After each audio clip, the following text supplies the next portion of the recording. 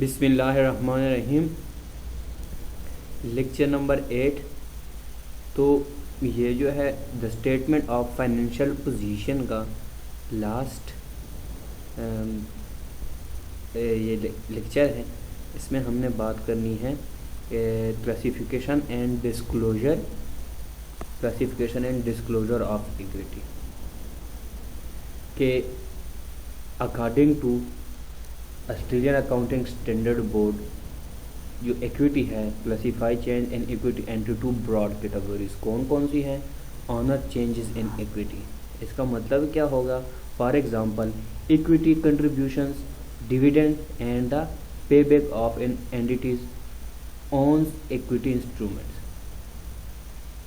जो non owner changes equity है second one, ये है इसके non owner changes in equity, that is those changes in equity from the transaction with owner other than in their capacity as owner. Such changes are recognized as part of total comprehensive income. For example, translation difference relating to foreign operations and changes in revolution surplus.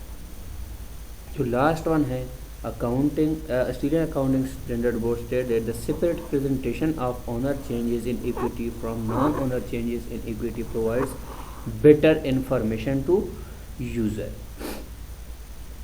ये क्यों होता है? This is because owner changes in equity provide information to user about items that do not change the entity's net asset, whereas non-owner changes in equity provide user with information about items that can increase or decrease the entity's net asset. जो मतलब owner changes है उसकी वजह से जो net asset है उसमें कोई चेंजिंग नहीं आती, ठीक है। और जो ओनर नॉन ओनर चेंजेस है, ठीक है, इनकी वजह से इंक्रीज या डिक्रीज होता है नेट एसेट में। तो अगर देखा जाए इसमें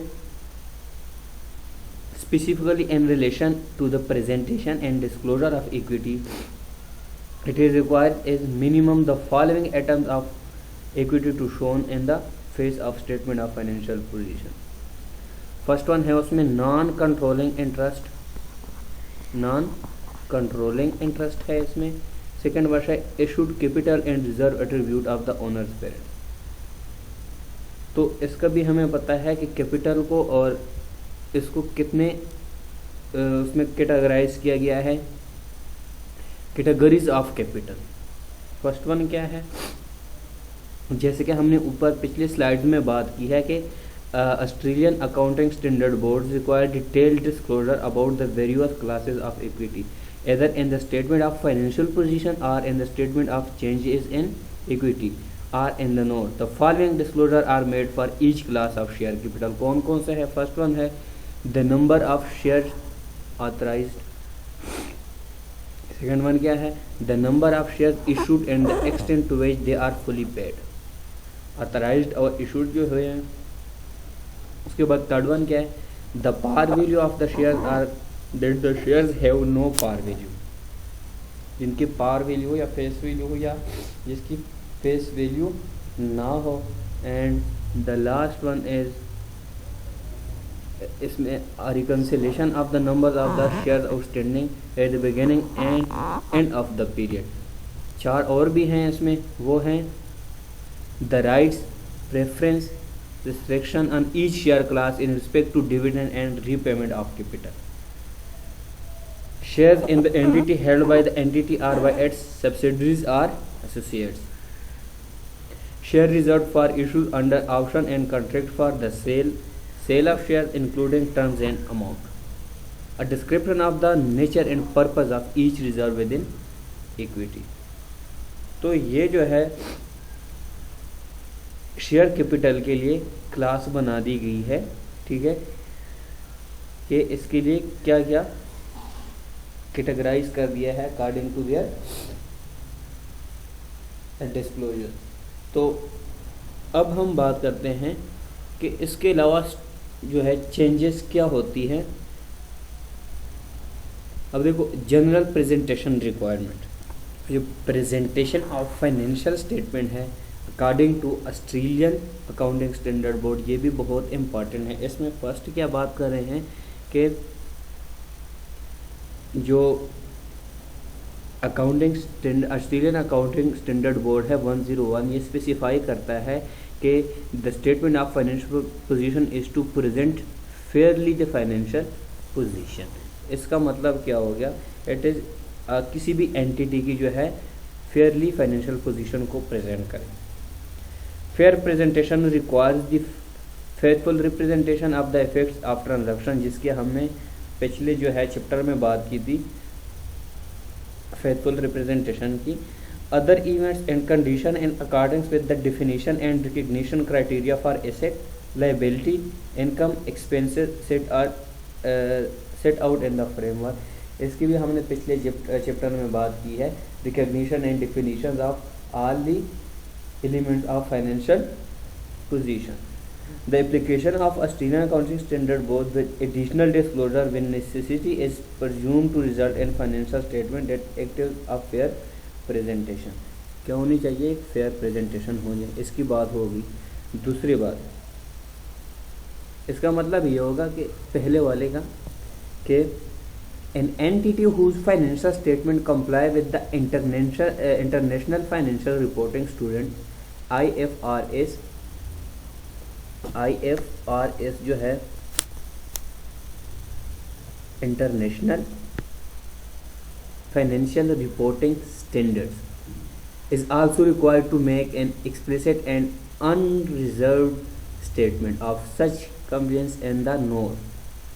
This compliance statement cannot be made unless there is compliance with all requirement of the IFRS।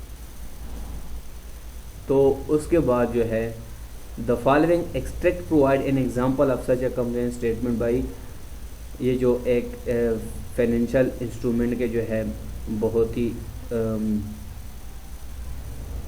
Finance के जो है राइटर है, उन्होंने लिखा हुआ है जो कि ये है financial reporting has been prepared in accordance with the requirement of the corporation act 2001। Accounting standard board जो है 101 does not required a fixed format statement of financial position. इसकी फाइनेंशियल पोजीशन क्या होती है, फिक्स्ड नहीं होती है। There is some specification of information to be disclose within the scope of two possible presentation formats. कौन कौन से two formats are current non current formats. एक करंट फॉर्मेट है, एक नॉन करंट फॉर्मेट है, जिसके हम ये यहाँ पे बात करनी है। अब करंट और नॉन करंट फॉर्मेट कौन से होते हैं, सबसे पहले देखते हैं करंट फॉर्मेट को। A current non current presentation format is useful to statement user when an entity supplies goods or services within a clearly identifiable operating cycle. दूसरी इसकी इंपॉर्टेंट बात कौन सी है, अब देखिए the current non current classification distinguish net asset that are continuously circulating is working capital from those used in the entity's long term operation. अब दूसरी जो बात है, when current and non-current presentation format is adopted, all asset and liabilities are classified as either current or non-current and presented separately on the face of the statement of financial position। आपने financial position में देखा होगा फिर कि जो current है और non current जितनी भी एसेट्स होते हैं या लाइबिलिटीज़ होती हैं उनको क्या करते हैं, फाइनेंशियल पोजीशन में सेपरेटली ही ट्रीट करते हैं। अच्छा, उसके बाद जो है करंट एसेट का क्राइटेरिया कौन सा है, what is the criteria for current asset. इसके जो है 4 पॉइंट्स हैं, कौन कौन से हैं। फर्स्ट वन है it is expected to be realised sold or consume during the entity's normal operating cycle. जो ऑपरेटिंग साइकिल है उसमें क्या इसको क्या एक्सपेक्ट किया गया हो, सेल आउट किया गया हो या कंज्यूम कर दिया गया हो, ये रियलाइज करना चाहिए। अच्छा, an entity operating cycle is the time between acquiring the asset for processing and their realization in cash or cash equivalent। If the operating cycle is not determinable a 12 month durable is assumed. आपने जो realise करनी है assume करना है, ठीक है। अगर आपके पास ऑपरेटिंग साइकिल का टाइम नहीं गिवन है तो आपने 12 मंथ ही इसको क्या करना है, अज्यूम करना है। सेकेंड पॉइंट क्या है, सेकेंड पॉइंट है it is held primarily for the purpose of being traded. It is held primarily for the purpose of being traded. इसका प्राइमरी पर्पज क्या होगा, ट्रेड होगा। एंड द थर्ड वन क्या है, it is expected to be realised within 12 month after the end of the reporting period. इसको कब तक realise expect करते हैं, 12 month after the end of the reporting period, reporting period के 12 month के बाद। ये जो लास्ट वन इसका पॉइंट है, इट इज़ कैश और cash equivalent in accordings with accounting Australian accounting standard 1 statements of cash flows provided there is no restriction on its use in exchange or for settlement of liability for at least 12 months after the end of the reporting period। कि इसमें जो liability होती है, ठीक है, exchange की, उसके अब 12 मंथ्स के बाद क्या होता है, कोई सेटलमेंट नहीं होती। 12 मंथ से पहले पहले वो क्या कर सकते हैं, सेटलमेंट उसकी कर सकते हैं कैश इक्विवेलेंट की। तो उसके बाद है करंट एसेट का ये क्राइटेरिया था। उसके बाद होगा नॉन करंट एसेट का। तो नॉन करंट एसेट का जो क्राइटेरिया है, ठीक है, वो बिल्कुल इसी का अपोजिट है। अगर नॉन करंट एसेट को कैसे क्राइटेरिया होगा, non current asset are those that do not meet any of these criteria for classifying as current asset. जो इसमें फॉल नहीं करते 12 मंथ में, तो वो क्या होगा, नॉन करंट एसेट का क्राइटेरिया होगा। उसी तरह अब करंट लायबिलिटी की बात करते हैं। करंट लायबिलिटी के पॉइंट्स रीड करने के बाद जो इसमें फॉल नहीं करेंगे वो नॉन करंट लायबिलिटी होंगे। तो इसमें भी इसी तरह 4 पॉइंट्स है। कौन कौन से हैं, it is expected to be settle in entities normal operating cycle. Normal operating cycle जो होता है इनका within 12 month period assume where a normal operating cycle not clearly identified. ये भी उसी तरह है, अगर लायबिलिटी का जो है स्पेसिफाइड नहीं किया गया है तो इसको भी 12 मंथ्स ही अज्यूम करना है। उसके बाद सेकंड वन क्या है, it is held primary for the purpose of being traded. Same उसी तरह जैसे कि करंट एसेट में हमने बात की थी। थर्ड वन क्या है, it is due to be settle within 12 months after the end of the reporting period. इसको ड्यू कर दिया जाता है, ठीक है, 12 मंथ के बाद। करंट एसेट को जो हम क्या करते थे उसको एक्सपेक्ट करते थे, लेकिन इसको क्या करते हैं, it is due to be settle within 12 months after the end of the reporting period. तो जो लास्ट वन है, no unconditional rights exist to defer settlement of the liability for at least 12 months after the end of the reporting period। तो इसका again जो है वो non current liability है। Non current liability कौन सी होगी, जिसमें ये 4 पॉइंट जो है वो करंट लायबिलिटी की जिसकी ये क्राइटेरिया ना हो, ठीक है, तो वो नॉन करंट लायबिलिटीज होंगी। अब जो है कुछ एडिशनल पॉइंट्स है लायबिलिटी की, 3 एडिशनल पॉइंट है लायबिलिटी की। There are 3 additional points to note about the classification of liability.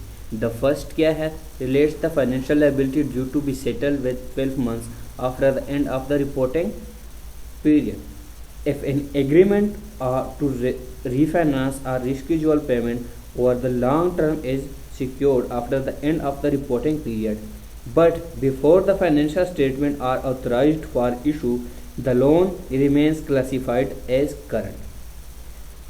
अब सेकेंड बात क्या होगी, second, a loan liability that is due in no more than 12 months after the end of the reporting period would normally be classified as current regardless for its original term।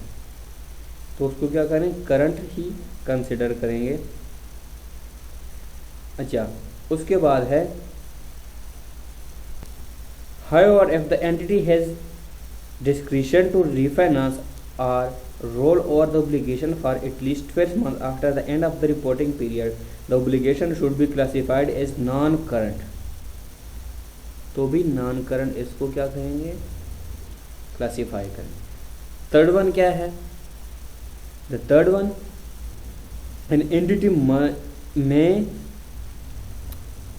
breach a covenant of a loan agreement with the effect that the liability becomes payable on demand and is thus a current liability.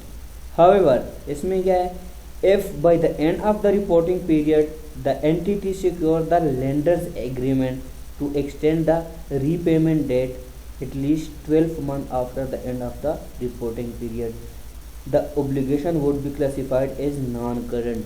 उसके बाद जो obligation होगी वो भी non-current की ही होगी. तो ये जो चैप्टर नंबर 6 था ये एंड हो गया है. ठीक है, अल्लाह.